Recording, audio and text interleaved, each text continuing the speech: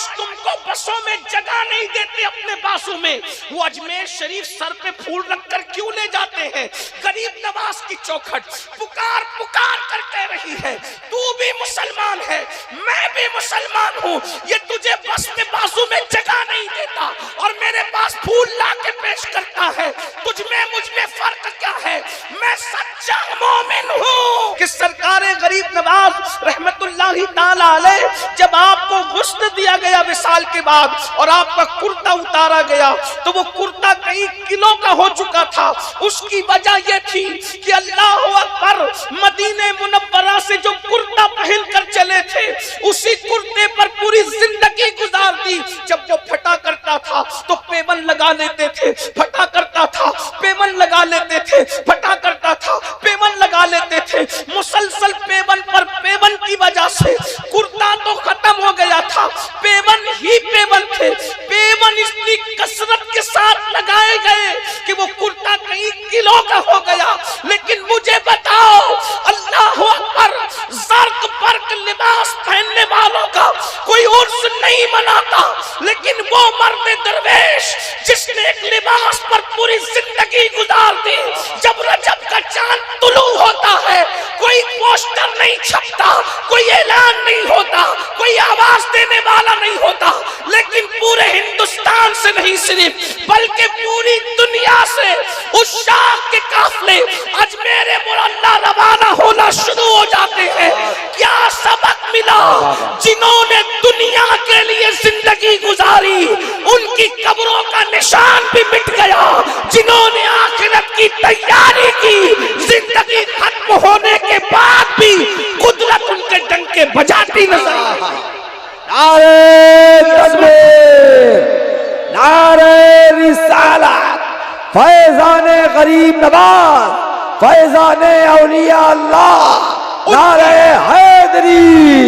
ان کی عظمتوں کے ڈنکے بج رہے ہیں۔ مجھے بتاؤ، اس ولی کے نام پہ عرس کی بجائے اگر کسی کے باپ کے اصالِ ثواب کی محفل ہوتی تو کیا اتنی تعداد میں لوگ جمع ہوتے؟ اتنی سرد رات میں لوگ بیٹھتے؟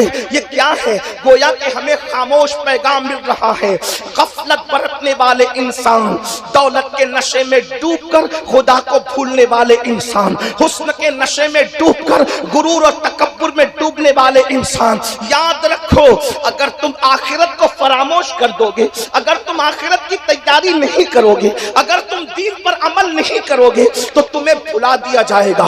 زندگی میں بھی لوگ ذلیل کریں گے، زندگی میں بھی لوگ رسوا کریں گے۔ مجھے بتاؤ تو صحیح، آج مسلمان کہہ رہے ہیں، سب مسلمان کہہ رہے ہیں مولانا ہم ذلیل ہو رہے ہیں، ہم رسوا ہو رہے ہیں، ہم تباہ ہو رہے ہیں، ہم برباد ہو رہے ہیں۔ مجھے بتاؤ، بستیوں سے اٹھنے والا دھواں، پوری دنیا کی بات کر رہا ہوں، کسی ایک ملک کی نہیں، کسی ایک ریاست کی نہیں، پوری دنیا کی بات، بستیوں سے اٹھنے والا دھواں، یتیم ہوتے ہوئے بچے، جوانی میں بیوہ ہونے والی خواتین، بے گور و کفن تڑپنے والی لاشیں۔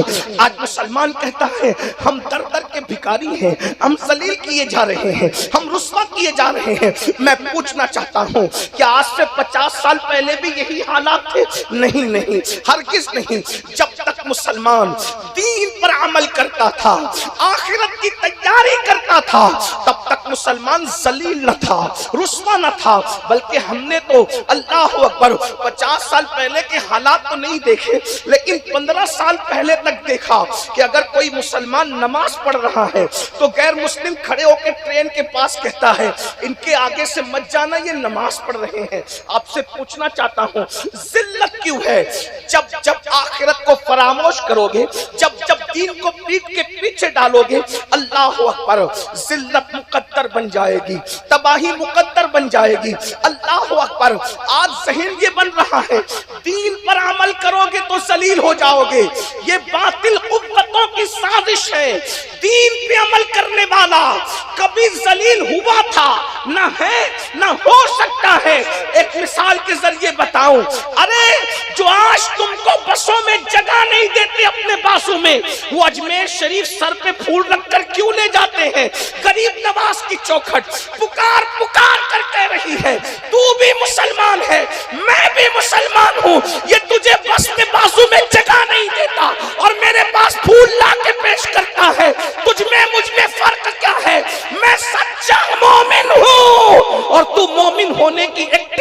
رہا ہے اس لیے تو ذلیل اور رسوا ہو رہا ہے. آج بھی ہو جو ابراہیم سا ایما پیدا آگ کر سکتی ہے انداز گلستہ پیدا. غفلت غفلت اور غفلت. آج ہم دنیا میں ڈوب گئے. سب سے زیادہ توجہ دنیا کی طرف, دنیا کی محبت کی طرف. آخرت کے لیے کیا؟ اپنی بہنوں سے پوچھنا چاہتا ہوں آخرت کے لیے کیا؟ سن لو, دنیا سے کتنا بھی کماؤ کتنا بھی جماؤ کچھ نہیں لے کر جاؤ گے. قرآن کہتا ہے لا تنس نصیبک من الدنیا, دنیا سے اپنے نصیب کا مت بھولو. مفسرین کہتے ہیں کیا لے جاؤ گے اپنے نصیب کا؟ قرآن کہتا ہے نصیب تم صرف اپنے نصیب کا لے جاؤ. نصیب کا کیا لے جاؤ گے؟ کفن. کفن کے سوا کوئی کچھ نہیں لے جائے گا دنیا سے. اور کفن بھی سوچو تو صحیح, کپڑے ہم خریدتے ہیں, 4-5 دکانیں ڈھونڈتے ہیں تو بھی ہمیں کپڑے پسند نہیں آتے. ہائے ہائے کیا مسلمان اے انسان, کتنا تو غافل ہوگا دنیا پہ ڈوب کر. جس کفن کو تو نے آخری مرتبہ پہننا ہے وہ کپڑا سلا ہوا بھی نہیں ہے, اس میں جیب بھی نہیں ہے, وہ تیری پسند کا بھی نہیں ہے. تو کس کے لیے جی رہا ہے؟ 8-8 گھنٹے 10-10 گھنٹے محنت کر رہے ہو مال کمانے کے لیے, 12-12 گھنٹے محنت کر رہے ہو مال کمانے کے لیے. میں یہ نہیں کہتا مال نہ کماؤ, کماؤ بھی جماؤ بھی انجوائے بھی کرو. لیکن ایک سوال آپ سے کرنا چاہتا ہوں, مجھے بتاؤ مال کمانے کے لیے دلی تک جاتے ہو, مال کمانے کے لیے ممبئی تک جاتے ہو, مال کمانے کے لیے کلکتہ تک جاتے ہو, دبئی اور سعودی تک اپنا وطن چھوڑ کر جاتے ہو, مجھے اس پہ اعتراض نہیں ہے. لیکن ایک بات کہتا ہوں, جو مال مر کے گھر میں چھوڑ کے جانا ہے اس کے لیے اتنا لمبا سفر, اور جو عمل قبر میں کفن میں ساتھ لے جانا ہے اس کے لیے گھر سے مسجد تک بھی نہیں جاتے. جو نہیں لے جانا ہے اس کے لیے اتنی محنت, اور جو لے جانا ہے ساتھ. میری بات نہیں ہے, قرآن کہہ رہا ہے یا ایھا الذین آمنوا اتقوا اللہ, اے ایمان والو اللہ سے ڈرو. وَلْتَنْظُرْ نَفْسٌ مَا قَدَّمَتْ لِغَدٍ, اور قیامت کے دن کے لیے کیا بھیج رہے ہو, کیا روانہ کر رہے ہو. غد کہتے عربی میں آنے والے کل کو. سوچئے تو صحیح قرآن کا اعجاز کیا ہے گفتگو کرنے کا. یہ نہیں کہا کہ قیامت کے لیے کیا بھیج رہے ہو, کیا کہا کل کے لیے کیا بھیج رہے ہو. توجہ فرمائیں, غد کل کے لیے کیا بھیج رہے ہو. یہ کل کون سا ہے؟ آج جمعرات کا دن گزرا, کل جمعہ ہے. توجہ ہے آپ کی, نہ بولو بابا نہ بولو, سن لو بابا, سن لو خاموشی سے سن. آپ بھی سنیں بابا, آپ بھی بیٹھ جائے, سب بیٹھ جائے, کوئی بات نہیں. بہت اچھے سے سب سن رہے ہیں ماشاءاللہ, اللہ آپ سب پہ رحم کرے. توجہ فرمائیں, آج جمعرات کا دن گزرا, جمعرات کا سورج غروب ہوا, کل جمعہ ہے, صبح سورج نکلے گا. لیکن کل ہماری زندگی میں جمعہ آئے گا اس کی کوئی گارنٹی نہیں. جو یوم الغد ہے یعنی کل کا دن آئے گا کوئی گارنٹی نہیں ہے. ہو سکتا ہے کہ سورج نکلنے سے پہلے کسی کا انتقال ہو جائے, ہو سکتا ہے. لوگ بیٹھے بیٹھے دنیا سے چلے جاتے ہیں, سوئے کے سوئے رہ جاتے ہیں, کھاتے کھاتے اٹیک آ جاتا ہے. کل کس نے دیکھا نہیں پتا, بلکہ کل کسی کی زندگی میں آتے ہی نہیں.